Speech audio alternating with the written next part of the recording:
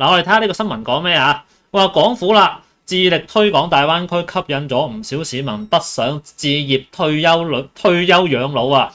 但係爛尾樓問題啊，困擾港澳投資者啊。有樓市頻道啊，就上傳影片啊，就話人稱小香港嘅中山三鄉啊，歡迎新會員再度爆出香港業主集體北上維權案，幾十個港人啊，隔山買牛啊！一個買咗一個叫前裕嘅搭樓盤之後啊，幾年都收唔到樓啊！